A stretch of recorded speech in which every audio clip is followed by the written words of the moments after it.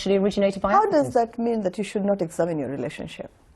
How does that mean you should not examine your relationship? But it's more than that, Minister, isn't it? It's more than just examining the relationship. It's actually wrong to say that anybody lobbied anybody to do anything.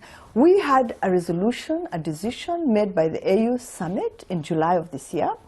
There was another decision made in January of this year. Okay? You cannot just have decisions and not implement them. You cannot have decisions and look at whether those decisions were implemented or not. The African Union, and including the Ethiopian Prime Minister, Haile Mariam Desalegn, they all said that this is not a good situation, that you have the ICC cases are all African. But it's more than that. That's the point I'm saying to you. The Tanzanian government spokesperson, Asa Mwambena, has said just now, there is a proposal in the African Union coming in January for all African Union countries to withdraw from the ICC because the court is seen to be targeting African leaders. Last January. So there you are. Last January. So that means. But I can't speak for Tanzania. But for this, yeah, no. But I'm saying that it's more than just you saying that it's not right that President Kenyatta and Vice President Ruto are at the ICC. You're trying to get all of the African Union behind you. We're not trying to get anybody behind us. The discussion is about the relationship of Africa with the ICC. It is a relationship that must take place. It has to take place. We must examine that relationship. We are the largest constituency, party to the Rome Statute. We have made several requests to the Security Council, to the court, to others on issues before the ICC, thinking and hoping that other state parties would actually look at the requests we are making and at least respond to us, right? And for a long time, there's no response. And only when Africa starts getting together is when we get very hurried responses given to us. You know, so it has to be a relationship of partnership. It has to be a relationship all of African countries. Equals. All African countries. And all other state parties. Well, Africans are not junior partners. All right. What happens when the Sudanese Justice Minister, Mohamed Bushra, said last year the ICC is guilty of applying a double standard policy? No, I'm just asking Tanya if you agree with what he has said. Do you agree with what he said last year? The ICC is guilty of applying a double standard policy which has pushed the African countries to consider withdrawing from the Hague-based court. Is there a double standard policy, is he right? It's a perception. It's out there. But do you agree with that perception? Well, it needs to be addressed. It's a perception that's out there. So you kind of agree with him? Well, I don't agree. It's a perception that's there. There is a double standard policy. Does it apply to... the very bad habit, right, of actually sometimes, right, making it impossible to see the truth. But do you have any sympathy with his view when he's talking about Umar al-Bashir, the president of Sudan, and President Kenyatta of Well, who Kenya? else is before the ICC? You've also got Charles Taylor, former president of Liberia. Who else? And where are they from? You've got Laurent Gbagbo, from the Ivory Coast. You've got Jean-Pierre Bemba, the former vice president of the DRC. They are all African. But what I'm saying is, are you saying that Africans should just ask for an exception for Uhuru Kenyatta and William Ruto and leave Umar al-Bashir and all these others to be part of the ICC system? I think if one looked at the requests that were made by the AU, right, one would not draw those conclusions that you're drawing. One would not. The difference that there is between Kenya and Sudan, right, and we actually have talked on behalf of Sudan on this issue many times, because Sudan is a key player in ensuring that there's peace in that part of Africa, right? Sure. So, but Kenya is a state party to the Rome Statute.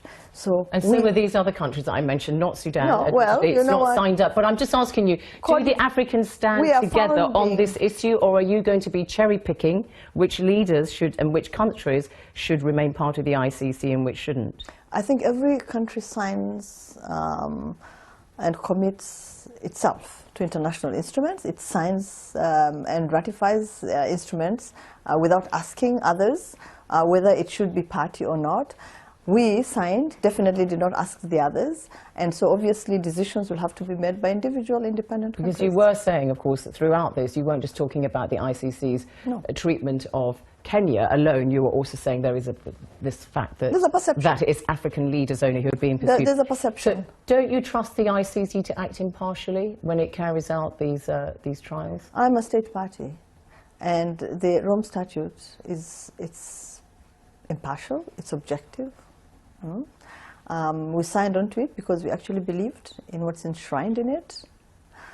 We do not like the way the goalposts keep moving. We do not like the way the space for cooperating with the ICC keeps shrinking.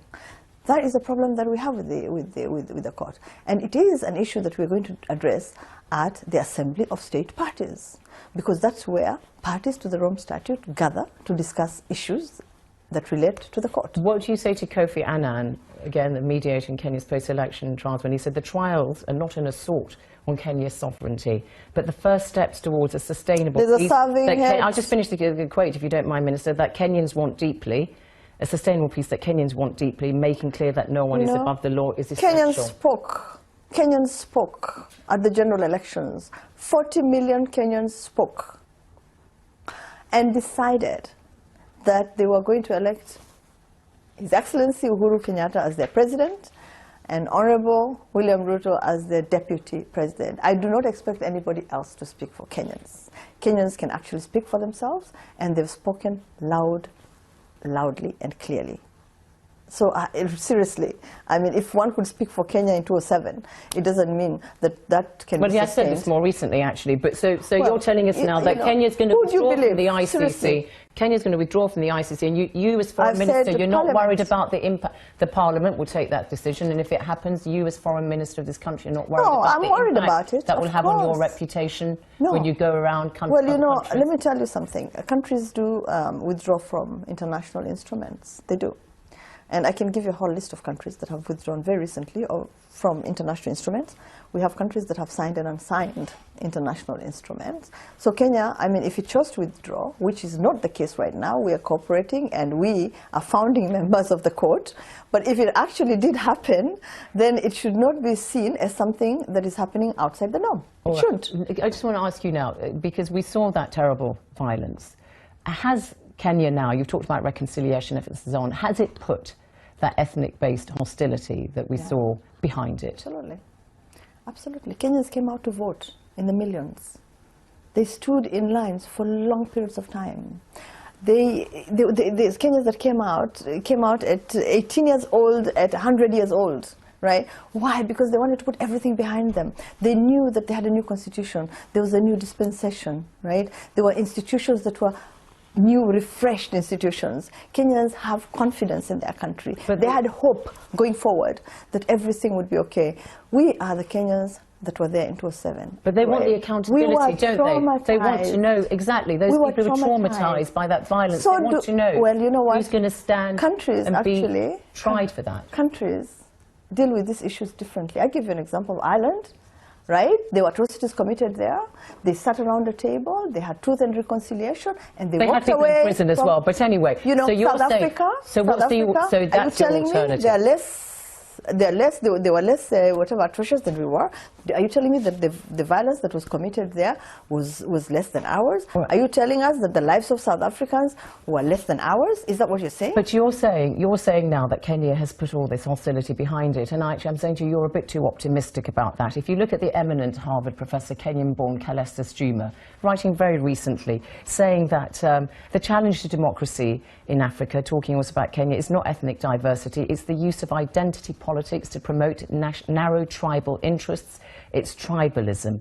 You still do have that. So, for example, the majority Kikuyu tribe vote for Kenyatta, Uhuru Kenyatta. You still got that tribalism. Yeah, absolutely. It's about numbers. It's about democracy. It's about the majority voting, right? It's not only for Kenya. It's not only Kenya. Look at the elections anywhere else. I lived in Switzerland for a very long time. People still identify themselves as French and German and Italian. Right? So, but every time you talk about tribe, it's about Africa. If it's in Africa, it's demonized. If it's elsewhere, it's okay. He's saying Kenya needs political parties based on ideas, but leaders often exploit tribal loyalty to advance personal gain, parochialism, patronage and cronyism. Well, you know, that's true of many other countries and many other places. So it's true of Kenya. And you know what?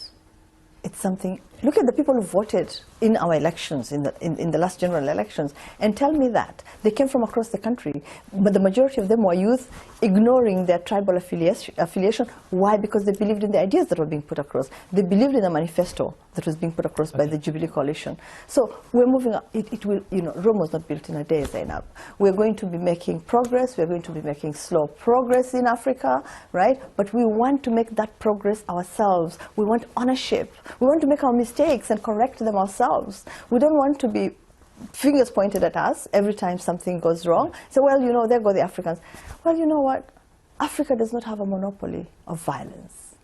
It doesn't have a monopoly of bad leadership.